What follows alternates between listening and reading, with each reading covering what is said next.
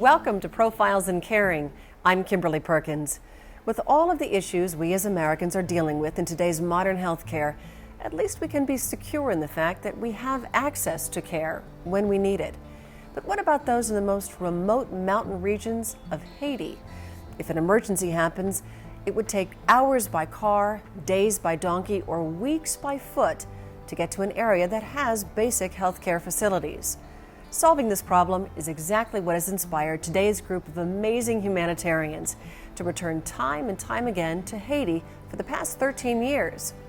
And none of this would be possible without the unwavering dedication of Dr. Sylvia Campbell. Dr. Campbell is a longtime member of the American College of Surgeons, the largest organization of surgeons in the world, with over 74,000 members around the globe. In 1997, Dr. Campbell's peers bestowed on her the college's Surgical Volunteerism Award. Photojournalist Lynn Peterson recently traveled to Haiti with Sylvia and her team and brings us this inside look at Village Partners International.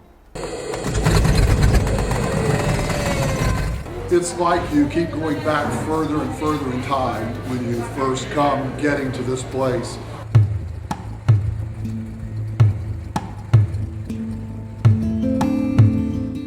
Bob and Croce is in the northeast part of Haiti, so we fly in these planes. For those who haven't flown in small single-engine planes before, that's something of a dramatic experience, and planes that you hope and trust are maintained by these pilots running them. You land in Pinyon, which is, has an airfield, but it's a grass airfield. They actually have to buzz the airfield to try to drive donkeys or oxen off the field first.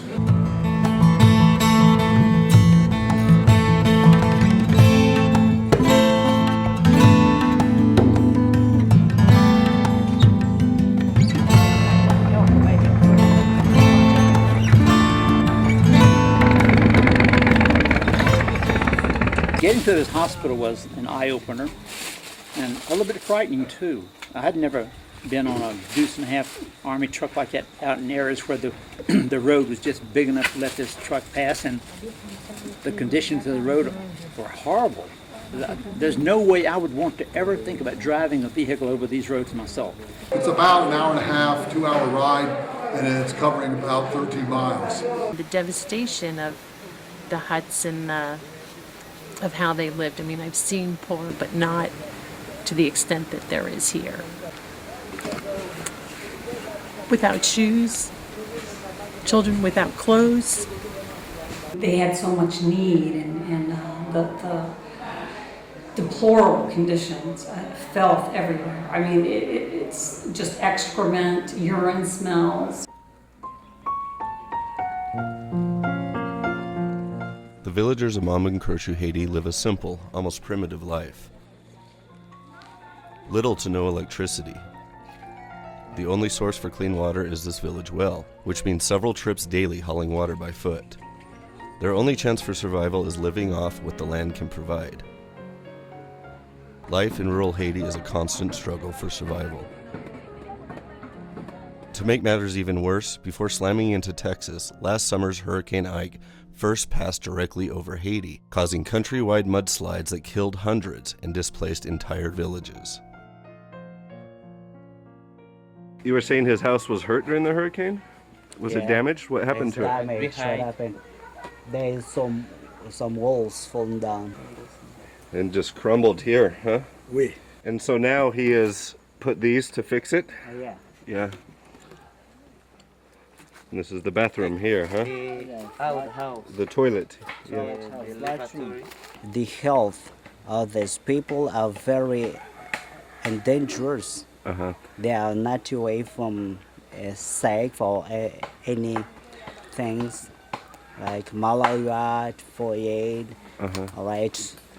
Some insects from the stool and come up to the food, and so often make so many damage. Right. It's not good for the genital parts of the woman. Yeah. Right. They get sick down there because it's so. Oh.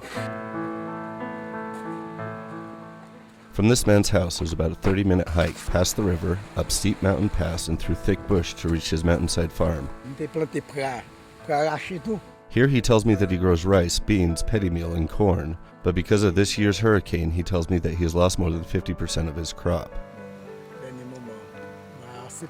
And with winter approaching, he fears not having enough food to last the winter, enough grain to mill for bread or anything extra to sell at market.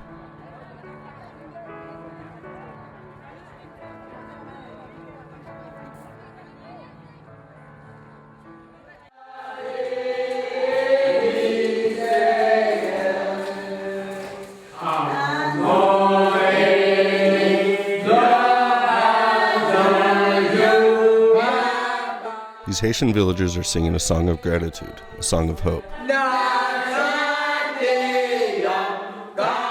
It is a special week here at the local Covenant Hospital. These villagers have a rare once-a-year opportunity for a chance to be seen by American doctors. Or actually, why don't we just put them in here? For the past 13 years, this annual surgical mission has been led by Dr. Sylvia Campbell. Sylvia and her group of American volunteers return to this clinic every year, hand-carrying almost everything they need to perform simple but essential free surgeries for these villagers who normally have no access to this type of care. We made the first trip here, and there hadn't been a doctor to this facility, and I have no idea how long. It was unbelievable. They had all the patients in that front portion of the hospital, and I mean, we say hospital, clinic. We make it a hospital when we come there because we add the surgery to it. Most of the time it's just a clinic. We walked into dust and dirt. The screens were off the windows. There were, beds without padding. But the people just came when they found out we were here. And they'd come at 3 in the morning, and the lines outside the hospital doors were just almost unending, and the need was unbelievable. The equipment that our anesthesia person uses to monitor and to put these people to sleep is archaic. How antiquated is this? This is probably 35 years old. Really? Wow. And you know how to fix this? I hope so. What room is this used This for? is the main OR. This is the main OR. This is it. This small, huh? This small. Wow. Yes. Yeah. When Profiles in Caring continues, we'll meet one young mother whose life will permanently change as she confronts unthinkable choices. You won't want to miss this, and it's right after these messages.